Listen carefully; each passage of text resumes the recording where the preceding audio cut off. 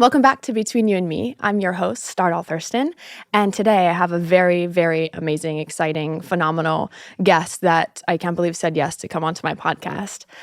He's a Tahitian-Hawaiian filmmaker, family man, brother, husband, dad, like an older brother to me, and just an amazing creative that really believes in more than just one pillar of creativity, but the spiritual aspect of it. And just likes to put out good stuff and have a good time and is a lot of fun.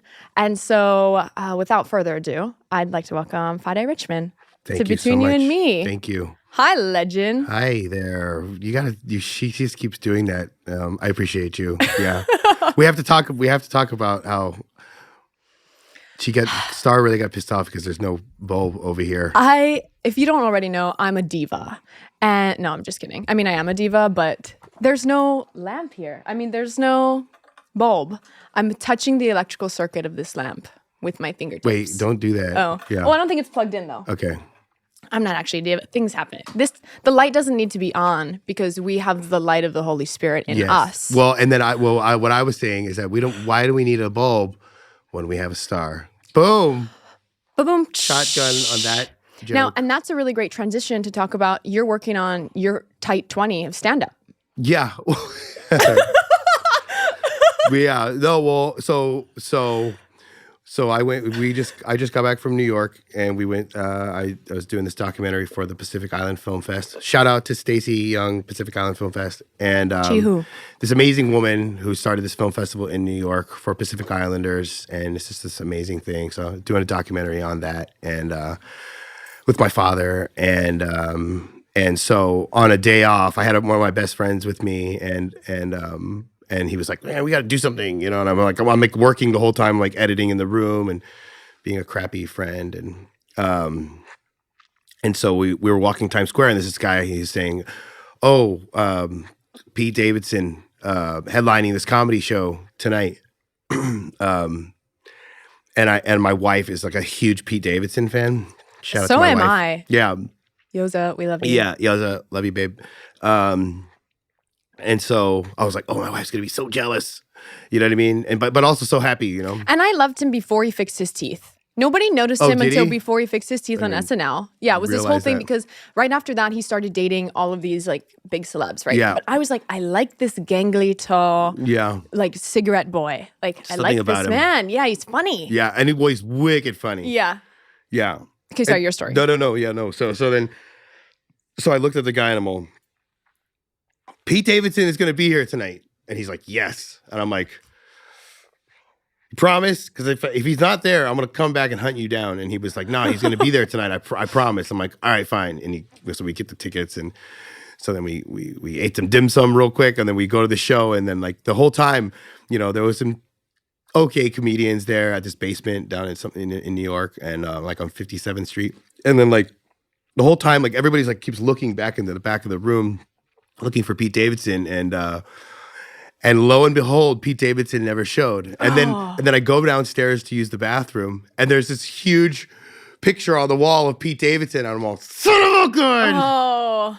Pete Davidson was there on the wall in the bathroom. Whoa. And he was there years before or whatever. And so the guy wasn't actually lying and it was but anyway, so I was watching all these comedians and it's not technically a lie. Yeah. It's not technically a lie. Similarly to how you secure your film permits. We're not going to talk about that. Shout out to the Film Commission. Love you guys. Love you guys. You're killing it. But yeah, so then I was like, you know what? I was watching these comedians who were kind of like some of them, and I was like, you know what? I'm just gonna write. I don't know. I just want to do everything in this life. You know what I mean? I'm alive. I want to do everything that there is to do. And I love comedy. And so I was talking to a friend of mine, Logan Mann from Project Happy Chair. Shout out Project Happy Chair. And I just told him, hey, let's just like write like a 4-minute set. And he was like, how about we write a 1-minute set? So we have a deadline. So by next Tuesday, I have to have this set written. And I've only done I haven't really done any stand-up, but I did roast my father on his 60th birthday. And that was super fun. And so it's just something, I don't know, just something I want to try and the million other things I'm doing right now. But yeah. Yeah, but I think a star would be the greatest female stand-up comedian as Oh my well, 'cause gosh. she's super funny and obviously doesn't have a problem like speaking publicly, and you have all the stuff. And I You know what I think mean? being like being stand-up funny is different than being like incognito conversational funny. You know? Maybe, yeah. But I mean, I think you would murder. You know what I mean? I know you would. I know you would. Wow, thank you. Yeah. I was always obsessed with comedy, and that's what I wanted to do, was be an agent first, like comics. And so I studied in school. I was going to be an agent, moved to New York. I was so hungry for it. And then COVID happened. And then my mom was sick. So I didn't move to New York or LA. I ended up coming back home. And Yeah. I've been here ever since, which has been like such a blessing. And I was supposed to be here, but love comedy. Yeah. Yeah. Shout out to your mom. Shout out. You knew mom Yeah. for a really I long did. time. Long time. Classiest lady on set. Also very wicked funny. Lots of energy. Looked better than everybody else. I'm pretty sure the first team, the actors were like, how come Liz looks better than me? It's like, she is distracting me right now. Oh but my yeah, gosh. she was an amazing beacon of light on set, like full force of nature. That was a yeah. I actually made a hat. I used to wear a hat on set that said Liz Doll Forever. No way. And yeah, my sister has it now. Oh. She wanted it, so I gave it to her. But I'll probably make another one. But yeah, just an amazing woman. I kind of met you around the time Mom had already passed. I'd known your name, known you, and but not intimately. And I don't think You we used to ever come met. by set every now and then on 5-0 sometimes. Yeah. You were still in school. Right. But Yeah. it was so overstimulating. Like I couldn't put faces and names and like really place people. But Yeah. the first time we had really met, we had been working out at the same gym Right. at Ikaika when I was training for Miss Hawaii. Back when I used to work out. Yeah, well, you were training for Chief. Yeah. And we were gearing up to do Chief of War. Mm-hmm. And I'd kind of get to know you, and I knew that you knew Mom, and you'd come up to me at the gym. But the first time, like, then I was like, okay, that's Fairai, like, la la la. But the first time that I really started, like, drinking the Fairai Richmond Kool-Aid, as I like to say, we had just shot Chief of War, finished in the Big Island, and they were gonna go to New Zealand, and it was like that wrap party. Outside by like where all of the food was. And, there's Jason Momoa in his like side area, being a cool kid. And then all of the rest of the crew and cast. Yeah. And you got up on stage. People were like chanting your name, like, Fairai, say something, Fairai, say something. And I was like, okay, like Fairai is like speaker of all. Like, got it. Because I'm brand new to film, right? So Yeah. I'm also figuring out like the dynamics. I'm just kind of there. Yeah.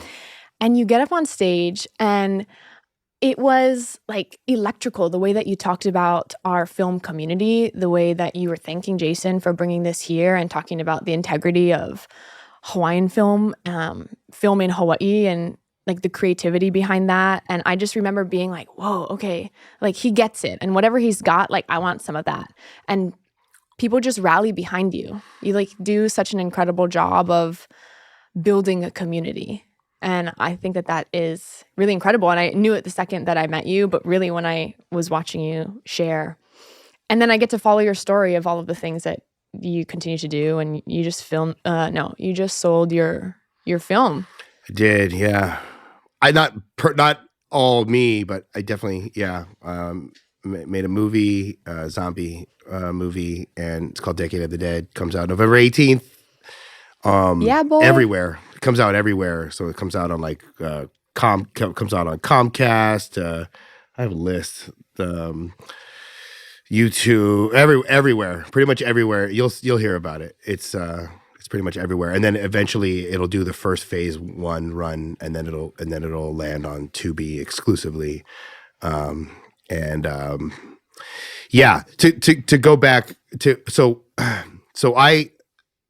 when I heard about Chief of War, I do stunts here and there. My father was a stuntman and still does some coordinating stuff. But when I heard about Chief of War, I was just like, I was born to run through the jungle naked with a spear. You know what I mean? Like that's like, yeah, that was just like, I think maybe every indigenous sort of Hawaiian is probably that's probably in our blood somewhere, you know. And I just heard about what they were doing, what Jason was doing, and I think they have been trying to do this for like 40 years now. I mean, Dwayne Johnson tried to do it, and I think Jason finally got put into a position where he was bankable enough to do that, you know? And so he put his money where his mouth is and was brave enough. And I really look up to Jason. He's really an amazing guy, very, you know, I mean, very approachable, normal dude, badass filmmaker. And so I did everything I could to try and get on that. You know, there's a lot of muscular, big guys here in Hawaii that were going after that. So that's why I was working out, and I grew out a beard, and I was just like, whatever I can do to get on this thing, I want to get on it. And I felt so grateful that I got on, and my two buffer, older, better looking brothers, not buffer, well, they're both older, but they both got on. They were like shoo-ins, you know, they looked like warriors. And I just wanted to be there no matter what. I would have picked up trash. I would have done security on that show. Yeah. You know what I mean? And so I got on, and as it was coming to the end, you know, there was just moments on that set where it was like 300 Hawaiians, Polynesians on one side of a hill, and there are 300 over here, and we're all screaming at each other, and I see you girls, and then you're with your, you know, it's just an amazing experience. It's just amazing. I think I cried on that show and on set, just watching things, you know, in those moments for many days. And it was incredible to see how alive something that we'd always learned about or seen in Bishop Museum became. And as a native Hawaiian, which I think that you're explaining as well, it felt like an out-of-body experience and reverent all at the same time. It did. It was like teleporting. There was a moment when we hadn't started shooting yet, and I was in wardrobe, and they had all of the capes done, right? Feather capes. Yeah. And I had put on Ka'ahumanu's cape. Pa'a was one of the writers on the show, or the writer, and he's like, he knows that I'm freaking out, right? And this is a room full of people who are not Native Hawaiian besides him, and I'm freaking out looking at this cape. And he goes, we should see it on someone, because they were like, don't touch the capes, right? And he goes, Star, come here. And I go, oh, you know, so they place it on, and they tie Ka'ahumanu's cape on me, and this is not a real cape, right? This is the one that they made for the show, but it was like an out-of-body experience. And I started crying there in the middle of this fluorescent lit building of like full of wardrobe and sewing machines. But just what this film means to us as people, like people are not prepared for what this is going to be and what it did for us, I think, being a part of it. Yeah. Yeah. I mean, and that was the thing. It's just like, you know, my brother Tinani and I, and bro, that we were all on it, and I remember even I just couldn't believe I was there. You know, I just couldn't believe I was there. I was so grateful to be there. You know, and even like when we first started, there was a first scene, and Tinani and I were in the same scene together, and so, but we didn't need to be on set. It was like the second shot, right? It's a great story. So it's day one. Chief of War. Let's give context to what Chief of War is. Okay, yeah, let's do it. Yeah, go ahead. So Chief of War is a story of Kamehameha, Ka'iana, his war chief, and Ka'ahumanu, their triangle of relationship, but also Kamehameha's unification of the Hawaiian Islands. So this is like ancient Hawaii, and that's basically the gist of the story. The first 2 episodes are in Native Hawaiian, which is the first kind of show of its kind in this magnitude and excellence from a major network in Hawaiian language, which is just incredible. I mean, I wish it all was in Hawaiian, but like we'll take every piece that we can get. Yeah. But major for, I think, our community for like Hawaiian film, and excited for it to come out. But that is the gist of what the show is if you're not familiar. Yeah. It's the first of its kind really on this level. Yeah. And it's being backed by Apple.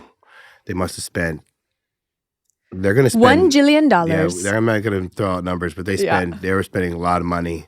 Trillion. And so day one, and all the stunt guys are back at the trailer, and my younger brother Tinani and I were just like screw going back to the trailer. I just want to be on set the whole time. So I was just like, let's just go and hang by camera, you know? And so we're hanging by camera and we're like, just like help them move stuff through the jungle and stuff, you know, because we're crew members too, you know what I mean? And so we were like moving cases and helping them with props and just doing stuff that wasn't, you know, sanctioned for us to do. And we just wanted to be there, you know? And I'll never forget it, man. There's like maybe like 30 extras in the grass, and then there's some stunt guys in the palm trees, and then there's Jason and Takohe, really, really great New Zealand actor. And it was the first piece of dialogue that they were going to speak in the show. And historically, in cinema, it's tough. It's tough to portray a lot of Hawaii language. You know, there's not a whole lot of like there's no documentation really. Like there's no like a video you can watch of somebody from like 1800s how they speak. So you have to like go by whatever knowledge you have. And so sometimes it can sound, it just sounds like, it's like Shakespeare, you know, you have to do it right. And luckily we had this amazing Keawe Goodhue who was like really, you know, he really like was like hard on everybody about getting it right. And you know, in movie making, I'll say this, I'm trying to say this politically correct. In movie making, it's all about making something work. So if it feels off a little bit, the audience will know, and then it takes them out of it. But they just did so many months of prep, and I know Justin Chan and all those guys, they were just like so adamant about rehearsal. So they rehearse. So anyways, we're on set, and it's Jason and Takohe, and it's like this electric energy, and I'm standing behind the monitor, and Jason, and they call action, and Jason does his first line of dialogue to Takohe, and he's like, and he does it in this like in his low raspy voice, you know. And then Takohe delivers his dialogue back. I get goosebumps thinking about this, and you could feel it working, like it was palpable. Like you could tell that Jason's delivery, it sounded like past assault, and you know what I mean. It sounded very just matter of fact, not like forced. It sounded like the best I've ever heard it in the sort of a movie cinema setting, and just his voice and everything about it, it felt real. And they call cut, and I look at my brother Terani, and I was just like, and I just went crazy, just because like I was like, oh, this thing is gonna work, you know. This is our ancestors are all behind us right now, like moving us forward, like this thing is gonna work. And then all the mainland guys are like, what's going on here? And then Jason looks at me, and he's like, and he looks around, and he just goes, and he just goes, and he just gives out this loud chihu out, and then all the extras, everybody they just all go nuts, and it just erupted like it's begun, you know. It was like this call to, you know, this like the what do you call it, the conch blowing at beginning us, and it was just this palpable, and that was the beginning of Chief of War, and then it was just a crazy experience. I know I talk a lot. I'm sorry, but so to go back to Portuguese power. You're Portuguese. I know. So to go back to having a speech at the rap party, you know, I was sitting there and I was just sitting in gratitude, and I talked to Angela Pratt, one of the producers, very good friend of ours, and you know, probably the biggest, you know, independent film, and not even not independent film producer here, and we have in Hawaii, and just the queen of film here, and I was telling her how grateful I was, you know. And you know, I live in gratitude, and she said, you know, you have to say something, and you have to tell Jason and Pa, you know, and how grateful you are. And I was like, oh no, I don't want to do that. Like, right. I don't want to be that guy. You know, somebody else should be that person. She's like, no, you do it. You do it. And I was like, no, Angie, I'm just gonna eat my food and I'm out of here, you know. And then so she was like, you should do it. And she walked away. She like planted this grenade in my mind, and I just sat there, and I was with I forget who I was with, and I was just like, screw it, you know what I mean? And so I went up to the stage, and everybody's drinking, and they're all vibing, and then I and that was the real reason I went up there was because Angie prodded me to do that. I didn't want to take away.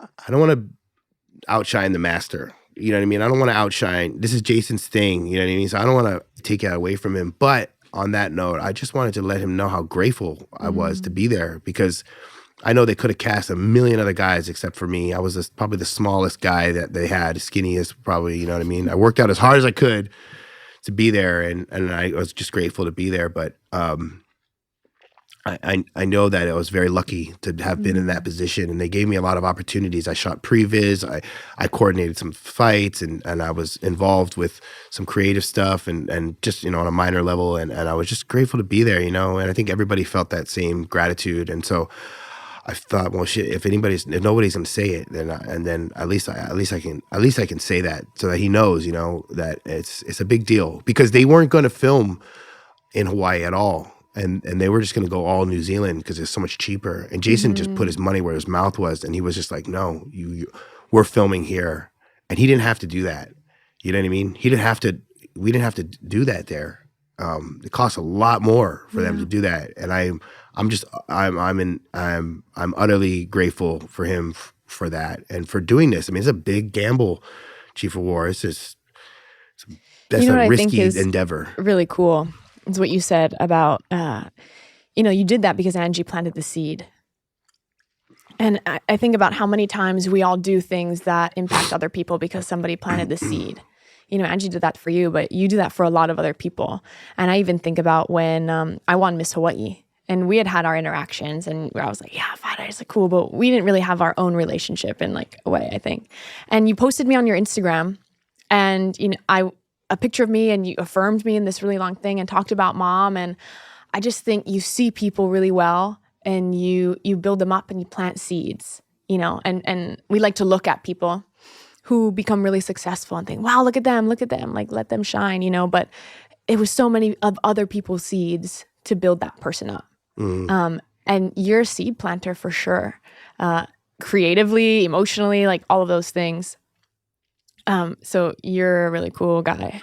I appreciate that. I think of social media. I try to look at it like a mountaintop, where you can scream stuff out. And I try, and I'm not one of those. I probably am like not good with the algorithm or whatever it is, but like I just kind of put out stuff, and I'm I know people are always trying to sell myself or whatever, but I try to lift other people up as well. Like I just wrote a thing about Kikoa. Which was awesome. Which I thought, I'm just so proud of people. You know what I mean? Because like you said, you know what I mean? Like when we do things, when we have the guts to do certain things, like this podcast or going for Miss Hawaii, or this kid on this TV show and holding his own, against like other seasoned actors. It just shows us. It shows other Hawaiians, Polynesians, Hawaii locals, whatever you want to say, that it's possible. We are a very small. Everybody knows of Hawaii, but we are a very small race on this planet. You know what I mean? People don't always see Hawaii for what it is, and I don't think it's everyone's fault. There's a really big conversation about tourists coming here and not seeing and appreciating, and that is a whole conversation. Yeah. But to a degree, I almost don't blame people who don't know, because we haven't been given really an opportunity to show them who we are. Yeah. And that's why I think projects that you make and local filmmakers, but also Chief of War, is such a beautiful chance for people who are not from here to see us, but also culture. Because I would say that you're a culture maker. You're creating culture, the way that you affirm people, the way that you're building your shows and things like that. But also I think the way that you've approached filmmaking and just your life, like you kind of kill it constantly, but I know that's not always been your story. And you've shared a little bit about that, but yeah, I'm curious, like,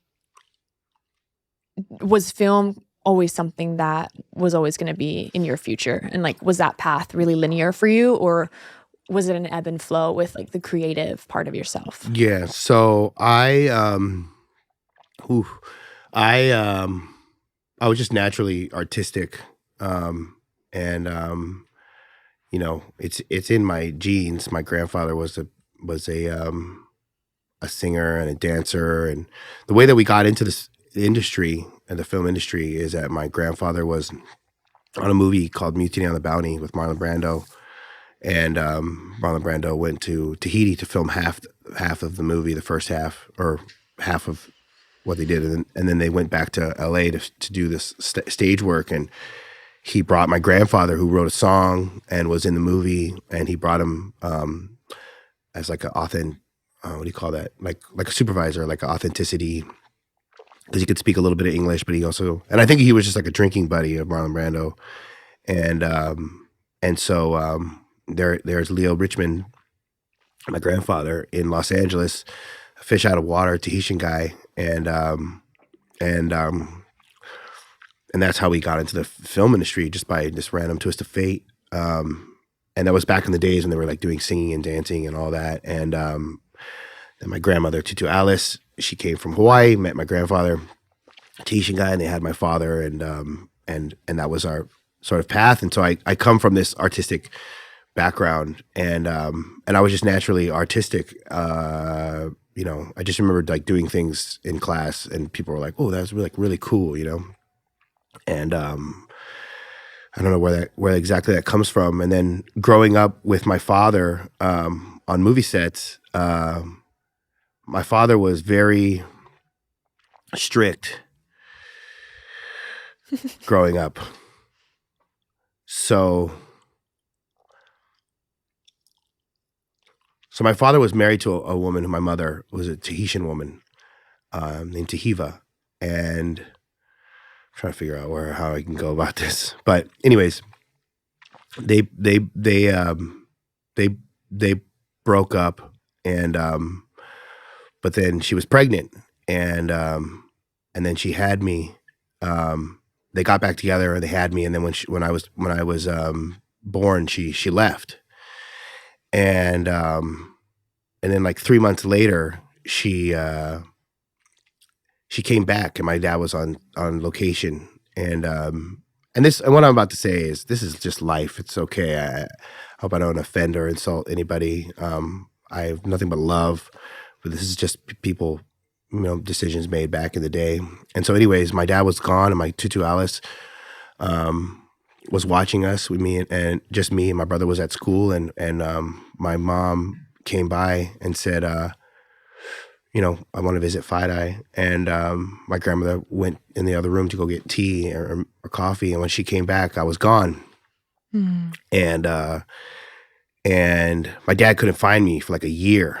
Oh. And he had taken a baseball bat to all of his like stunt guy friends, and he was just like, my mom was this young, beautiful woman, and she was kind of like she was kind of fresh off the boat. She didn't know what she was doing in LA. And, you take somebody like that, you put them in LA, you put them into the Hollywood scene that my father was in, and my dad's a straight arrow, you know what I mean? So she's like, oh, there's Burt Reynolds, and there's people are, this is back in the 1980s, you know what I mean? It was just crazy. And I think my mom was just like, she had big eyes for everything. And my dad is very grounded, and so she wanted more. She was like, why aren't we rich? You know what I mean? Like, you're an actor and a stuntman. Why aren't we rich? Or whatever. And so she wanted more. And so she took me, and eventually my dad found me. My dad called this guy who's in the mafia, and he said, I need you to find my son. And he's actually, this guy he's a famous actor. I'll just say his name. His name is Gianni Russo. And he was in The Godfather, and he had ties, and they found me, and I was in Maryland, and my dad was able to get me back, and later on I realized that I was loved. My mom really, really, really, really wanted me. And my dad really, really wanted me, and I feel grateful for that. You know what I mean? Whatever was going on between them at the time was crazy, but so yeah, so I had like this first year of my life was God knows what was happening in that time. You know what I mean? God knows where I was going, and God knows what was going on in my mom's mind or where I was. I was going through motel rooms or on planes or whatever it is. It probably informs a lot of like what happened to me later on in life. But yeah, so my dad was very protective of me because he didn't want to lose me again. And so by that the reason I tell that story is because that informed a lot of like his decision making on me, which was like he never let me go anywhere. He always kept me at the house. He kept a strong grip on me because he didn't want to lose his son again. Can you imagine losing your son for that long or not knowing where he was? And so he was very strict. And so then I found his video camera and I started to use it. And and filmmaking really was just a way for me to play. And because I couldn't really have friends over and I wasn't really allowed to go over friends' houses, I could take my toys and I could make movies and you could just let me loose. And I would do that all day long. I would do it all night long. So much so that my dad would tuck me into bed.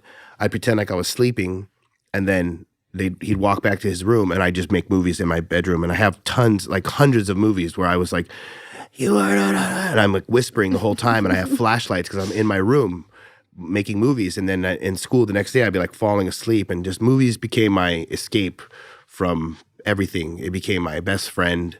And that's, it was like born out of necessity really. It was just to have a companion. My brother was 5 years older. My sister is 7 years younger. So, wasn't really playing with my sister as much. And my brother was like, he was like trying to be cool and play sports and be with girls and da-da-da. So like I was kind of like this stuck middle child where like, and movies is like what saved my life. And eventually it saved my life even more so as I got older. It's been like my North Star ever since. So I hope that was a long-winded answer to your question. No, it was great. It was great. Yeah. I'd never heard that story. I didn't know that you were gone as a kid. Yeah. There's way more that goes into that, but that was kind of like my abridged version. I saw on your Kampai Sugai podcast, and you were talking about how film really saved your life in a really hard part of your journey. And you've been sober for how many years now? 8 years, going on 9. I'll be sober 9 years, April 23rd. Yeah, and like you talk about film being a North Star, and I know that you're a man of God too, and that being a North Star. But I'm kind of curious, and I'll share a little bit. My dad was an addict for a long time, and my mom was really a single parent, and I have a great relationship with my dad. I love him. He's an awesome man of God too now. But there are moments, just childhood things, that I to this day I'm really trying to unpack, and had felt sometimes that I like drugs or alcohol or those desires were picked over me, and that's just, I know it's not true. It's not direct like that, and addiction is a disease. But I'm curious about where your mind was at and how that all started for you, and when you realized that wasn't what you wanted to do, that you got out and fought it. And I was hoping you could just share a little bit. Yeah, it's what makes people addicts is like it's like a perfect storm. It's like a perfect puzzle piece. So I can only speak for myself. So like for myself, I was very artistic. I was very shy because I was very sheltered. Yeah. And maybe that's just who I was. I'm just kind of shy. I'm a little bit eccentric. I'm not, I was just different. And I just could never go anywhere. I was like stuck at home all the time, and so when I found, drugs and alcohol, it was like this perfect puzzle piece to like a medicine to like for who I was, to fill in the puzzle piece, um, um, to fill that void, right? So it's like, oh man, smoke some weed, drink some alcohol, and then like what it did to my mind was like, oh man, I was like writing these crazy screenplays, and it was really helpful actually. Um, and like, it just like lowered all the noise down, and I could just focus and just like go for it with it, whether like and like complete something. And then like let's say like marijuana, whatever, like it would like open up like pathways to my mind that I looked at things differently. And then it also just like I had like a lot of I'm very anxious as a person, so it kind of like shut all the noise off in my mind, and it shut all the voices, it turned all the voices down, and it really was super helpful. And socially, I was like talking to girls or talking to people and being in like social situations. I was always like, because I was so sheltered, it was like I wasn't used to that environment and crowds and stuff. And so it was like it was like a social lubricant for me, and it really helped me in that. And I think also as I was in high school, I was like 17 years old. It also helped me to like fit in as well. I was this super hardcore Christian kid. I went Christian schools my whole life, private schools. Then in high school, I went to a public school that was a charter school that was very far away from my home. And all these kids were like public school kids, and I just didn't fit in over there. And I used to get made fun of all the time. I remember this girl, Natalie, I won't say her last name, but her, this girl, Amy, like two of the most popular kids in the school. And they were like, "Are you the leader of the Christian club?" And I was like, "Yeah." And she goes, "What an effing loser." Whoa. And I was like, oh, and that's how these people thought of me. You know what I mean? This is in LA. This is in Los Angeles at Pacific Palisades High School. I was a total like outcast, like loser, audio video guy who I just made movies, And in those times too, like movies was my North Star. I didn't care what these people thought about me. I didn't care what these people, what all these kids thought. I was like, oh, I'm a filmmaker. I don't even know what I'm doing in school right now. Like I already know what I want to do, And so I just made movies on the weekends, and even if it was by myself or with people or whatever it was, and lo and behold, actually, when I found drugs and alcohol, it was like this magic elixir. It was like just made me feel normal, and this girl Natalie actually tried to ask me to the prom.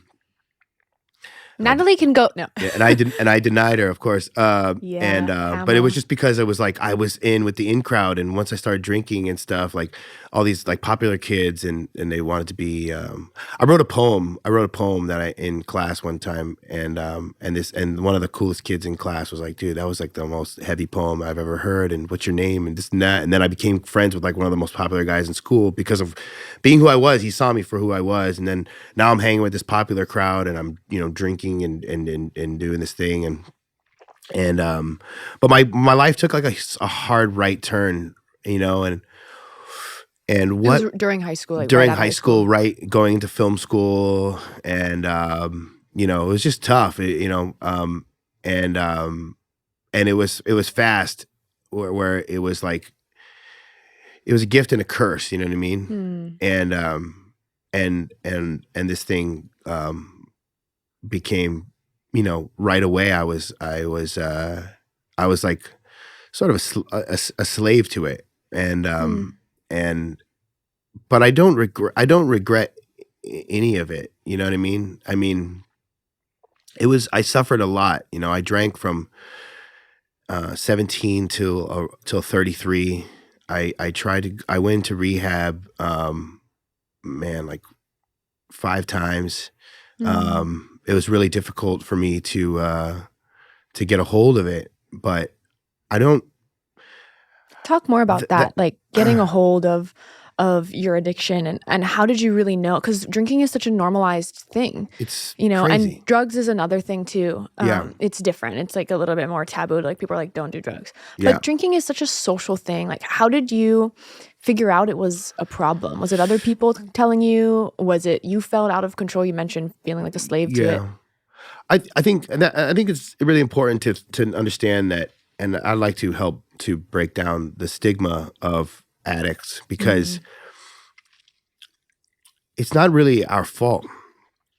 It's like you're preconditioned for that, and it's a weird world that we live in when people are like pumping. They're like, drink this, Corona ads or whatever. It's like, drink this thing, and it's like, can party on the beach with girls in bikinis and like all that or whatever it is. You're like pumping basically Like an endorphin pump. yeah, you're like basically pumping like poison on the masses. It's this crazy thing, and I have no problem with anybody that drinks. It's fine, but like for me, it was like this. It was like an ideology too. I had many heroes that were.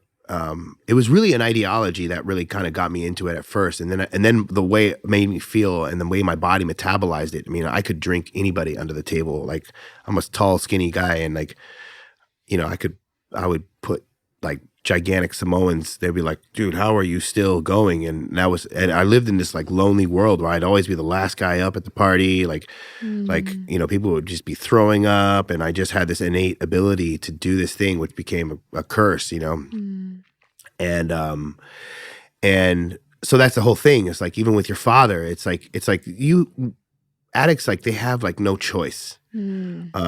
Once you put that thing in your system, it's game on, or game over, I should say. You know what I mean? Like, and they're really just self-medicating, and they need it, so to speak. And so when I deal with, I help newcomers into sobriety, and I know that I can separate the person from the disease. Basically, I know that if they're on it, that I'm not even talking to them, and whatever actions that they go through, it's not even who they are. I and some people I'm very close to that I help, and I know who they really are, and it's okay, and I wish there was a way to like, I could wave a magic wand over them to show them how I feel. When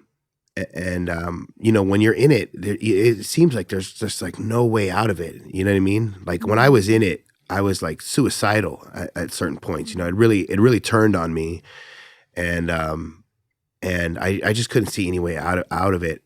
And the thing is that with work and with I don't want you to be bringing the God thing all the time, but with some belief of some higher power, whatever that means to you, if you can like unload that burden to that entity, whether it's the waves, Jesus Christ, God, Buddha, whatever it is, it's just whatever is for you specifically, then there's ways that you can get out of it. And the interesting thing is like, I went so long with it, and now I never think about it until just now. Today was the first time I thought about it. When back in the day, it was like all I thought about all the time, and I needed it, in order to like live. And now because of tools that I've gained, and just I built a life that I absolutely cherish. Even when I get into super stressful situations, it doesn't even come to my mind. I have all these other things that I do to cope or to move forward in difficult situations, rather than resorting to, drinking and using. And Like what? Like what? How have your coping mechanisms changed? Yeah, well, like, I have community, right? So they say if you want to change something, you got to change everything, right? So I don't really hang out with the same people I used to hang out with. which were like drinking buddies and, people smoked weed or did coke on the weekends or whatever. I don't really do any of that stuff. My community is different. The people I hang around with are different. And a lot of my friends are sober. So, and a lot of them aren't, but I have people that I call, you know what I mean? And that help me get through this life together. And I pray, I meditate, I do opposite action, right? I have a very good like support system. What is opposite action? Opposite action is like, it's like if you're feeling one way, then you do something completely opposite of that thing. So like if you're, like for instance, I was in New York and I was super stressed out. I was having this editing software issue. And then I called this lady, Auntie Tara. Shout out to Auntie Tara. She's an amazing angel lady. And she was watching our kids. She was babysitting our children. And she said, "You just gotta dance, baby. You just gotta go and dance and you just gotta like just dance like nobody's watching you." And you know what? And so instead of like being closed down and like freaking out about something, you know what I mean? And back in the day, I probably would have like smoked a joint or like, drank. I just got up in my room, put on my music and danced, and I danced it away. And I said, and I tell myself things like, where are your feet?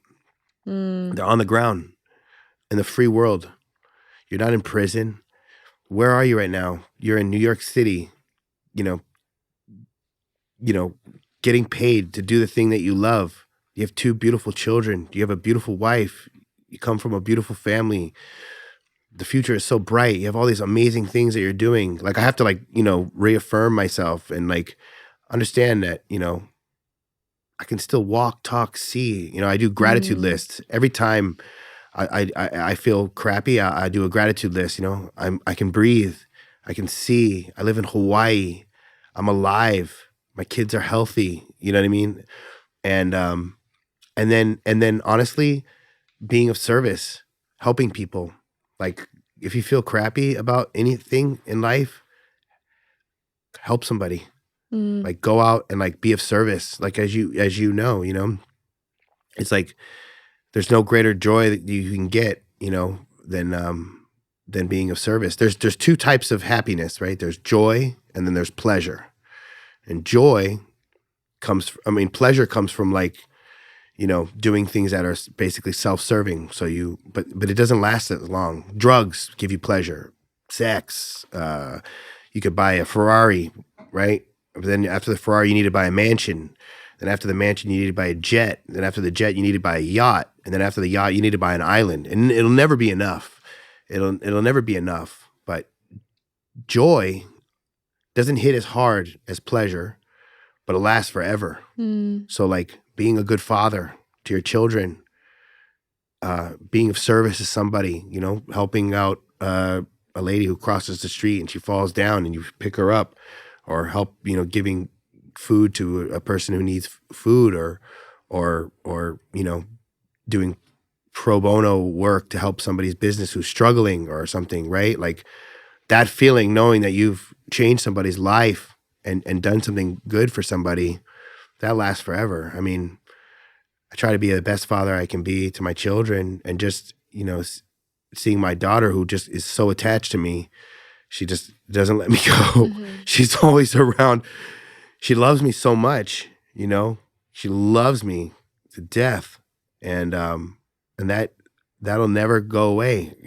I could be 4,000 miles away in the middle of New York City feeling crappy, and I just look at a picture of this little girl who thinks I'm Superman, and it just makes me feel amazing. It doesn't hit me as hard as like injecting heroin into my system, which I wasn't a heroin addict, but I'm just saying, like, or having a shot or smoking a joint, or the way it feels, I guess, when you when you make $1 million, or you know what I mean? That stuff fades away. But joy, when you're on your deathbed and you're dying and you're like, I did my best and I got these I've helped out as many people as I possibly could, you know, and there's a few people that think fondly of me.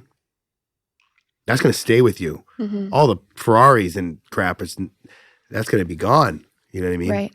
I love what you're saying about joy being everlasting versus pleasure. And I like to think that joy, really the core of it is love, the loving on other people, God loving on us, like receiving love from God, right? Or people around us in our community.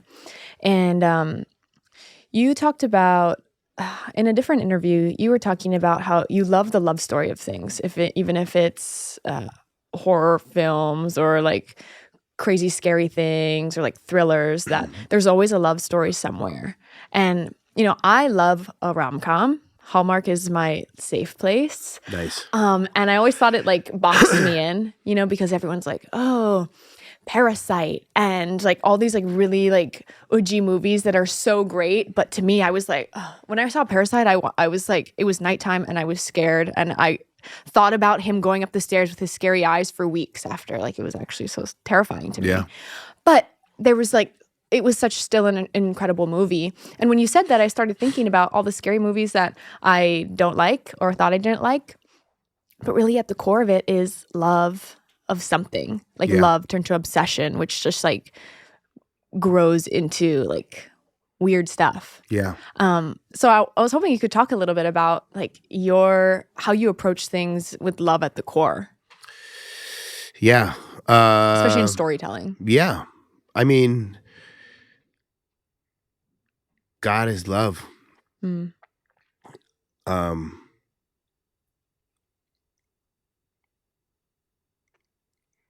Love is an interesting thing, It's like when somebody tells me, I'm gonna go to China, but I'm gonna come right back. When somebody tells me, like, if I'm helping a person who's trying to get sober, and they're like, "Oh, I don't believe in God," I go, "Okay, that's fine.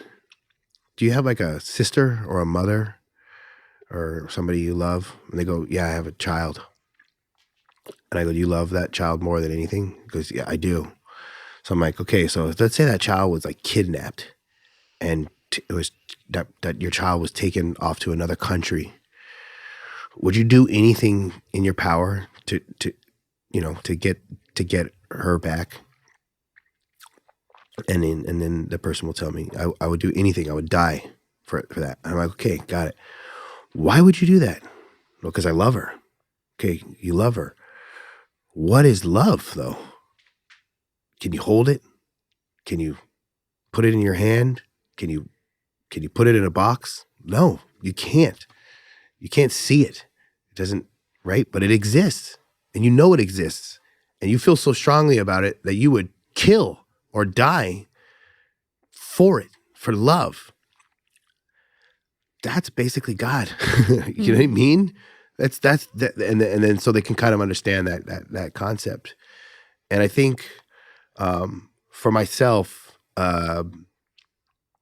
like you were saying, I always think about like I never really think about and this is I'm probably a terrible businessman because of it, but I never really think about like how much money is this thing going to amass me or get me, or I just think about like as far as like filmmaking comes into play, like I just think about like what films have done for my life. There was a time in my life where I wanted to die, but I wanted to kill myself. You know what I mean? It was just dark. It was a dark time, but I'll be like, oh, but the new Christopher Nolan movie comes out in 2 months. Like I'm definitely going to see that. You know what I mean? Or like the new Darren Aronofsky movie comes out in 6 months. Like I have to be there for that. The new Spielberg, the new Paul Thomas Anderson, like, just all these filmmakers and what they've done for me. They literally kept me alive because nothing else would keep me alive. And then, I named my daughter Cinema after my first love, after this thing that saved my life, My kids really saved my life as well. That's another subject. But yeah, I mean, if you look at classic cinema at its core, movies are actually about something else. Classic, really good movies. They're not about the thing that you think they are about, right? There's an underlying theme of subtext to it all. So let's take a movie like Jaws, right? Jaws is my favorite movie. Jaws is not about a shark. The shark is what brings people to the movies. Jaws is your favorite movie? Yeah, it's my That's all-time cool. favorite movie. It's a masterclass in filmmaking. Jaws is about a man who's afraid of the water. And there's something in the water that's that is basically endangering his family and his town that he loves, right? So it's up to him to go to conquer his greatest fear, which is the water, which is the ocean, in order to stop this thing from killing his town and his family, right? It's really about a man overcoming fear. A man overcoming fear For love. For love. And if you look at the core of any great, a lot of great cinema, and then if you look at like, movies that kind of miss the mark, I don't want to call them crappy movies. I think anybody who makes a movie is amazing. But movies that kind of miss the mark, they're trying to be this thing that is, they're trying to be Star Wars, right? Star Wars is a great example. Star Wars has got nothing to do with aliens, spaceships, or any of that. Star Wars is about love. Star Wars is about God, the Force, right? It's about a family. It's really just a soap opera. It's about a family that has been disbanded and how they come back together, and and there's many facets to it, but it's at its core, it's a very like spiritual movie, and that's why people love it, because it's a movie. Star Wars is genius. Okay, I'll just get into this real quick. Star Wars is a tale that has been told to us for thousands and thousands and thousands of years. The story of the hero, right? A story of Luke Skywalker, who's this kid who has to leave his comfortable home situation and go out through the dark forest and throughout all these places in order to reach his destiny. And within that, he meets all these casts of characters along the way, right? That's a story. That's an ancient mythological story that has been told to us for thousands of years. Wizard of Oz, Lord of the Rings, in different ways, right? Fast and the Furious, Guardians of the Galaxy, right? They're all different forms of variations of, you're talking about Odysseus, right? Even some, it has some biblical underpinnings as well. So people go to watch Star Wars. They don't even realize why they like it, and they like it because it is like this. There's like a neural pathway in our brains that it like fits all those little columns that are satisfying to us, because it's a story that's been told throughout the history of time. And that was really the whole genius of George Lucas and what he did with that. And he just and then aliens and spacecrafts, that was just like the gravy on top of the rice in that situation, right? And so yeah. So like for me, I'll get back to your question. For me, like, okay, I'm doing this. So I just pitched this film. It's a creature film, and it was funny. I met this guy Roger Deakins, who is one of the most famous cinematographers. People say he's the most famous cinematographer alive. And he asked me, what's your movie about? And I said, well, some would say it's a horror film, which I'm not a horror film guy, but I just think it's about people, and really at the core of this movie, it's about love, and I think if you keep love at the core of whatever you're doing, you can't lose, and yeah, I mean, I think about like even like Lionel. They asked Lionel Richie. They said, you had like 10 years where you had 10 singles. They were all number one, and they asked him like, how did you do that? And he goes, oh, because I just sing about love. You know what I mean? And so I guess at the core, in conclusion, at the core of everything I do, I always try to, if I can't crack a script, if I can't figure out the characters, it's because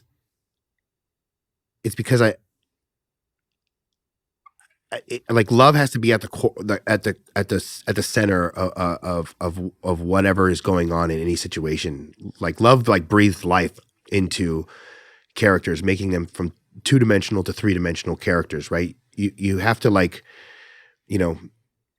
it's like what is a movie? What is a story? Right? A movie is about someone trying to get from A to B, and something prohibiting them to get there. And if they can want to get there, it's great. If they can need to get there, it's great. But what makes audiences interested in that, or what makes it an interesting story?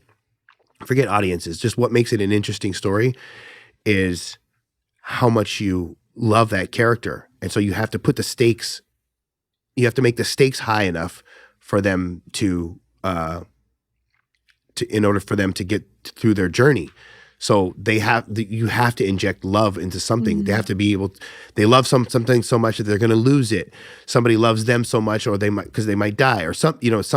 And that's just the key to everything. If you look at any great story, if you look at anything that works, you're probably going to find love at the core, at the center of it, at the core of it. You know what I've never thought about, and you just said it, is love makes 2D things 3D, and it really is true. And there's a lot of science of what love and endorphins and scientifically what happens to your brain and your hormones when you're in love or you love something. You do crazy things. And I think when there's love in story, it brings things to life. And how similarly, like you said, God is love, and something that is so inconceivable to us, but graspable all at once is something that is used interchangeably with God. Another thing that is amazing and great, but yet still inconceivable and indescribable. And like, you can't exactly pinpoint how it moves and grows and molds something, but that it did affect it, which is really cool. Yeah. I never thought about that. But you're in love with Yoza. I am. How did you guys meet? Oh my God, here we go. Because you had the dream wedding of the century last year. We did. So this is an interesting story. How long have you guys been married first? So we've been married for... Or how long have you been together? We've been together for nine years. Wow. September. Congratulations. And we will be married for 1 year. So we were... we went through a lot of stuff. And Yoza has star tattoos. She Is does. That right? Yeah. I remember, because we've never officially met, like, hi, I'm Yoza, hi, I'm Star, but I remember seeing her because I think she's friends with my auntie and like around. And I remember seeing her tattoos going, that lady is a badass. Yeah. Like, I like her tattoos. She is badass. She is a badass. She, I had, I hope she doesn't kill me, but I don't know, who cares? She's cool with it. So I was at my end and of my rope with recovery and sobriety, and I came crawling into this rehab, and I was serious about it for the first time, kind of like super serious about it. Like I was just tired. I was sick and tired of being sick and tired. My family was just kind of like over it, and it was like the best thing that ever happened for me. They were just like, if you want to die, then you want to die, Wow. And that was it. I was like, oh, okay. And so it was like this really great, it's like that quote, in order to build yourself, you have to crumble, And so I was super serious, and I was in rehab, and I came in really in bad shape, and then in the course of 1 month, I was like the best version of myself, and my jokes were landing. That is really the like, oh wow, I've boop boop boop elevated as a person. because people are laughing at my Yeah. jokes. People are, That's the comedian in us. Yeah. My routines were working, and I was the funniest guy in rehab. That's where your tight 15 really came from. Yeah. I was the cream of the crap. And that's funny. Yeah. And I remember hearing this girl laugh, and I have a really loud laugh. And I heard this girl laugh, and I was like, what is that? I was like, who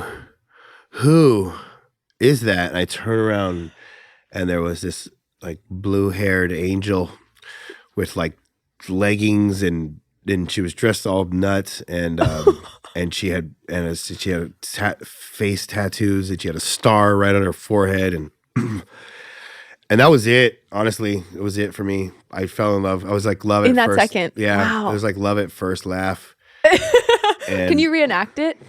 It was like ha ha ha ha, and my laugh is more like it was like, and people will make fun. My friends make fun of me like it's like, and yeah, and so I'm a cackler myself. Yeah, no, I know. Yeah. And so she sat in front of me, and she was, going through her stuff, and she was trying to get herself better. And I just remember she sat in front of me, and I forget exactly what it was I said, but I was like probably egotistical, you know what I mean? I was like hip, slick, and cool, I thought. And then this girl came in front of me, and I was like, can't function at all, you know what I mean? And I was the first person to do that to me. I was like, and I said, and she said, oh, hey, are you gonna eat that or something like that? And I made a joke about it.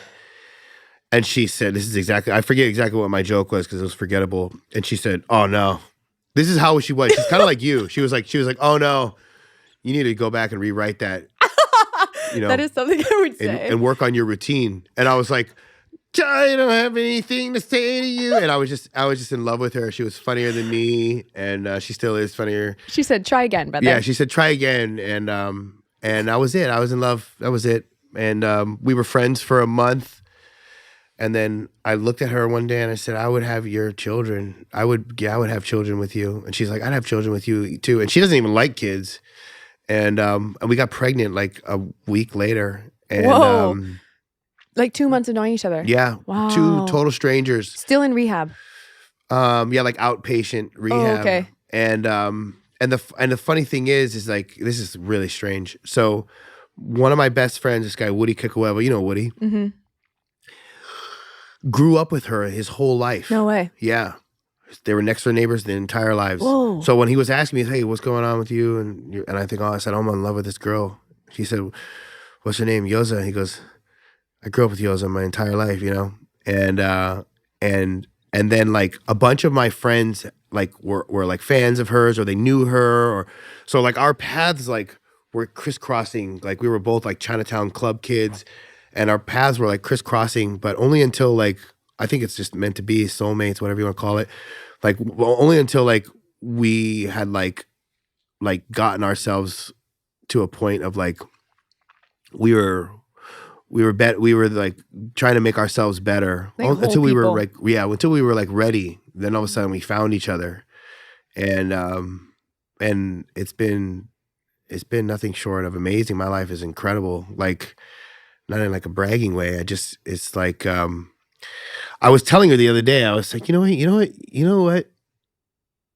I think our relationship is like based on, or like a big thing is that I never get annoyed of you. Like, I just always want her around. I don't go out golfing or try to get away from her to get some space. We don't do that. We're all around each other like all the time, and we never get sick of each other. I don't feel like we hardly fight. Do you think that's like your two dispositions to each other, or like personal healing, your way that you communicate, or it's just like who you guys are as people? It's great. It's a great. Because that almost sounds impossible. 9 years of relationship, and you guys are like obsessed and with each other like day one. We're still like madly in love with each other. Like, how do you cultivate that?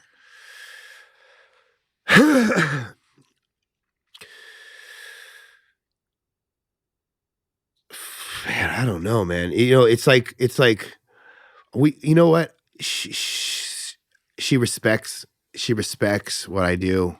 She believes in me, and I believe in her. Mm. And so there's nobody who's being with a filmmaker. I don't suggest to anybody. You know what I mean? It's very tough. I live in a fantastical world in my mind. I wake up excited. I go to bed with peace of mind. And half the time I'm not listening to anybody because I'm like trying to work things out in my mind all the time. I have like, you know, right now I'm like writing these 2 scripts and one of them is actually about how I met Yoza and I'm just, I live in this crazy world in my head all the time. And so trying to penetrate that has got to be tough. But she understands that and she believes in it and she supports it. And I'll say, hey babe, I'm going to spend $7,000 on a short film right now. And she goes, do it. I'm going to spend $3,000 on this short film. You know what I mean? And it'll be like either we go on vacation or I'm going to spend money on this thing. And she's like, if you believe in it, then do it. You know what I mean? And she's down. She's just down for what I'm about to do. Yeah. I just developed this app and I was like, you know, I'm like, I'm going to drop like a large amount of money on this. And she's like, I believe in you. Do it. You know what I mean? And yeah. And wait, what's the app? Can you say? Can't really talk about it. Oh, okay. Sorry. I'm like but intrigued. But we will talk about it After. another time. Okay. You know, you're going to hear about it next year. And when we launch, we go into alpha testing next week, and then we go into beta testing, and then when we launch next year. So hopefully I can be on the podcast and talk about it. Yeah. It's really, really cool. It's going to help a lot of people. Help Hawaii. Amen. But yeah, and then the same thing with her, you know, like whatever she wants to do, I support it. And even if I don't agree with it, I'm like, you know, if it makes you happy, then I think that's major. I think the fact that we do interesting things, you know, Gyoza is a girl who's super talented. And she had a gift early on in life, and she still does. Her career is using that gift. I'm a filmmaker. It's a crazy thing, you know. It's like to be a filmmaker is just a crazy thing, you know. Like we just bought a house, and our mortgage is gigantic, and it's like, and we live like I'll be like, okay, we can get through the next 6 months. You know, it's not like I have like a day job where I'm like clocking in and clocking out and, you know, like all the things that come with a 9 to 5. Like we both don't have that. We're both like artists, but we do cool stuff. Yeah. So I think it spices. It's always spicy. Not for the weak of heart. No, it's not for the weak of heart, but it's always like it's always spicy. You know, she's always like doing some cool thing, or she's writing an album right now, and it's just I think it's a masterpiece, and I'm just like such a huge fan of hers, and so I just get excited about the things that she does, and she gets excited about all the different projects that I'm doing, and so I think that helps by us like having our own separate sort of like endeavors, and that just in the fact that we're just passionate about it, and it keeps it spicy, and we respect. I respect her points of view, you know, about everything, you know. So like we don't exactly meet eye to eye on everything, but and we also been through a lot, you know. When you're an addict, and you've been in recovery, or you basically, like, there's a saying, you know, it's like we you know, our happiness is directly related to our gratitude. That's what my wife, I got that from my wife. And so we sort of like live in gratitude. We sort of live on borrowed time, you know what I mean? So like for me, I think when I walk around normal people who are just living, I've been to the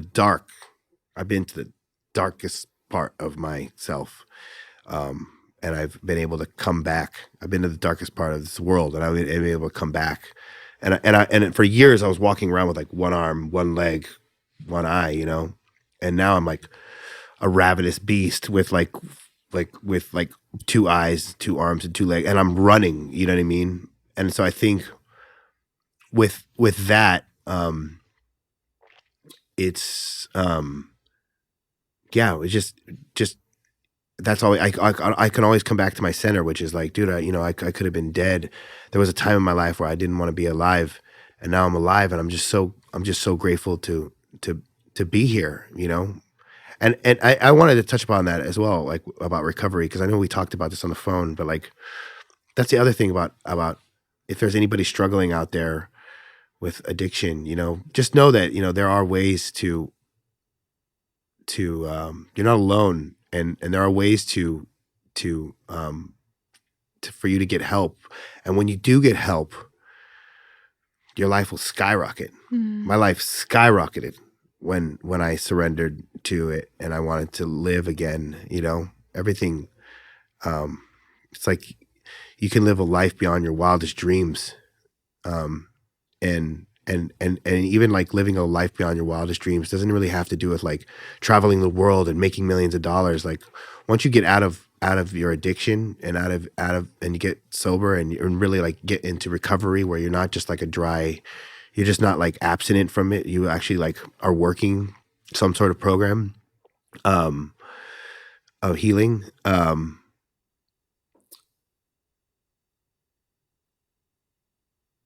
life beyond your wildest dreams means that it's simple things. Like you can enjoy the simple things in life. It's the little things. Like yeah. Joy to me, or living a life beyond my wildest dreams for me, is like laying down with my kids at night and reading them a book, walking them to school. You know, this morning I went to my son's Halloween parade and I was 100% present. I was with my daughter. She's running around and I'm 100% present in their lives. I'm not thinking about anything else. And I'm grateful that I even get the chance to do it. You know what I mean? Like, I just feel so grateful for that's a mansion to me. That's a yacht to me. That's a diamond ring, gold necklace to me, is just being able to be present with my children. And that's it. You know what I mean? Like that's the mountaintop for me, is just being able to be around the people that I love. I mean, that's my goal in life, is to just make movies, hang with my family as much as I possibly can. If I can work from home and be around my kids and watch them grow, and be around my wife and hang out with basically my best friend, and then you know, and create things that can help people. You know, that's my North Star, is, you know, hopefully my movies can help people get out of reality, or it may be some sort of message in the film, you know, that I'm trying to convey. It makes them feel less alone in the world, or makes them feel some sort of emotion. And yeah, I just think that's the key to life, is helping people. I know I went on a random tangent there, but yeah. No, I love it. I think that there are some people right now, like we're in a very, how do you say, I don't even know if this is the right word, but like nationalistic time as Hawaiians, you know, where we're like reviving culture and what it means to have sovereignty over that culture, language, and as people try for real sovereignty of our land. And I have this image in my mind that I think about, of like our Hawaiian flag, you know, being held up, and they're like arrows that hold them up, almost like, you know, bow and arrows. And I think that there are people in our community that are those spearheads that are holding it up. And there's so many different versions of that. And there's so many different pillars of industry and community and language practitioners and culture, like ceremonial practitioners, but also like people who are modern storytellers, you know. And I think you're definitely one of those spearheads. At least you have been for me, what you represent, the way that you help people, the way that you're pushing like just creativity forward. It's cool. And I'm just so grateful for you, who you are. Thank you. I mean, I think in Hawaii, as far as the filmmaker community, there's like, it's like, I think we're all holding different weapons, And I think it's like Lord of the Rings or something, right? So it's like we have like Mitchell Merrick, and he has like a bow and arrow, and then like Erin Lau, and she has like a sword, and then like Kiara Lacey and Alika and all these different filmmakers, and we all kind of do Christopher Kuhunahana, like we all do different things, and I've sort of fallen into like this more like commercial sort of like more like large scale stuff. But why that's awesome is because I don't think that we see that a lot. Like mainstream plus like the foundation of like what it means to like do it in Hawaii. It's always in the continent. Right. It's always like other places, but you are so obviously like driven to give back and have foundation here. And that's what's cool is like we're seeing a resurgence or like the creation of big scale stuff happening here, and you represent a lot of the film part of that. There's other people doing it in nonprofits and music and all of the other things, right, that are important. But obviously I'm passionate about film, and I see that as like a pillar and tool of like the resurgence of language and culture and all of the things. Yeah. But yeah, that's what I mean is like big scale for the first time in my lifetime is what it feels like. It's not PBS, but it's big time. Yeah. And I think it's cool. You brought up High Surf Rescue High Surf. Yeah. And Keikoa. And if you don't know, Keikoa is a series regular on that show who's a real lifeguard that I grew up. He's like surfing with my dad at Kaimana Beach, like staple. Good guy. Good kid. And I got to chat to Matt Kester, the creator of that show, a couple weeks ago. And I told him like, Keikoa is the anchor of that show. He's not maybe the main guy. He's not number one on the call sheet, but he's the anchor of that show for local people. Yeah. And that Chief of War and now Rescue High Surf telling real stories about Hawaii. And I just think that's the core of it. But also what you do is it doesn't have to be like these big, huge, all in Hawaiian shows, but it's just making things here with real people with a perspective of what it means to be from here. Yeah. Not an outsider perspective. This is a Renaissance time. So there's like a something coming. There's a wave coming, especially with Chief of War. And once that hits, it's going to allow a lot of other voices to be heard, especially with like, what Angie and Suka and Brian Caroline are doing with ICANN and all that. And I really feel like this is our time as people to tell our stories. And how and whatever that looks like, you know what I mean? That's why I was saying like the different weapons or whatever, because I haven't necessarily dipped my quill into the native Hawaiian stories yet, but I will. But there are kids out there who want to make, they want to make Terminator 2, or you know what I mean? They want to make things that they like, and I want to show them that it's possible. My next movie is complete indie love story, and totally like micro budget, and not like anything I've done before, and I just want to show that it doesn't matter. You can do whatever you want. You know what I mean? Like, art is just about expression, and at least that's what it is for me. It's just about me. Like, it's just how I express myself. It's how I communicate. And so, and I think this is a time where when my dad was growing up, there was no Dwayne Johnsons, you know what I mean? There was nobody that looked like him in that position of being a movie star, you know what I mean? I even think that my dad definitely like blazed a trail for a lot of others, because you were like, oh shoot, that guy is like Polynesian, you know what I mean? And he's like in this movie with Arnold Schwarzenegger, you know what I mean? Like that, it's like this perpetual like, a cycle. And so like right now we've got Jason, we've got Dwayne Johnson, we've got Taika, we've got Destin Daniel Cretton, now we have like Dana Leigh Miller, like all these, pillars of our community that are, you actually can look and go, oh yeah, like these guys are Polynesian. Like it's possible for us to do these things. And once that becomes sort of like more normalized, then that's when like real dynamic change happens. I mean, if you look at like something like Black Panther, where it's like this Marvel movie where there's like all these African and African American, faces on a poster for a gigantic movie. That was like the first of its kind. When you're gonna watch Chief of Crazy War, Rich Asians, Chief of War, Yeah. like it's coming, and it's finally coming to Pacifica. yeah, But I think what's so cool is what you're saying and what you're doing is expanding the access points for creatives here. yeah, And that's just by doing you, by chasing things that you love. But like you said, it's bold.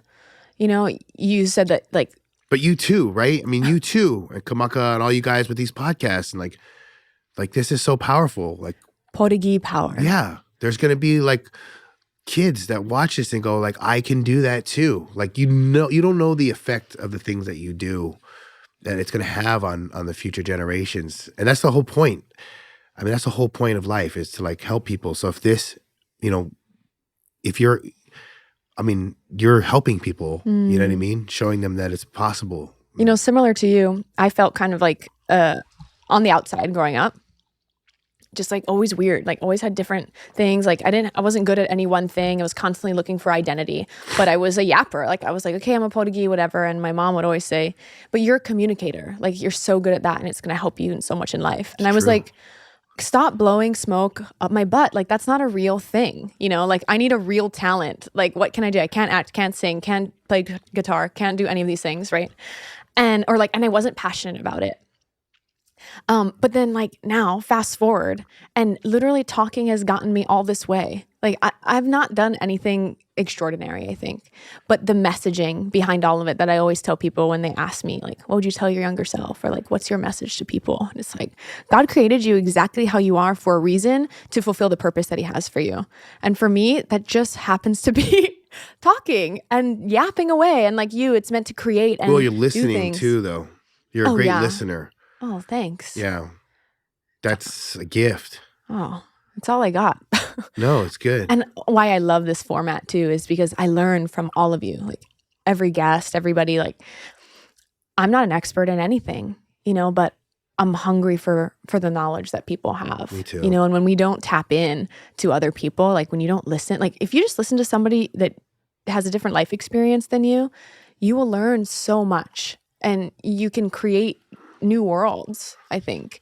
And it bridges barriers and bridges gaps, especially we've never been in a more divided time. And next week is the election, and it's scary, and people can't always have civil conversation about things and disagree, but when we listen, create space for one another, then healing really happens, communication really happens. And I'm just a believer in that. And I strive to create safe space to like have conversations. Thank you for being vulnerable today and talking about things. And thank you for being on the podcast. Yeah, thank you. Oh. Yeah. I stay neutral when it comes to politics. Oh, yeah, all no, that. I'm not talking about politics. I just mean it's whatever side you're on. Yeah. It's hard to have a conversation because of the offense, like we were talking about earlier. Yeah. It's easy to get offended, but that you build you build walls around yourself and barriers, and I'm knocking my own down too. It's a journey. And I'm not perfect, but you strive to be better. Yeah. So we have this little thing where I'm going to have you look in the camera and say, I'm Fairai Richmond, and between you and me, and then something. It can be encouraging, it can be stupid, it can be whatever you want. It can be like, you can follow your dreams, or it can be, I don't know, don't drink. No. No. No, you know what I mean? Oh, my name is Fairai Richmond, and between you and me, anything is possible. Mahalo.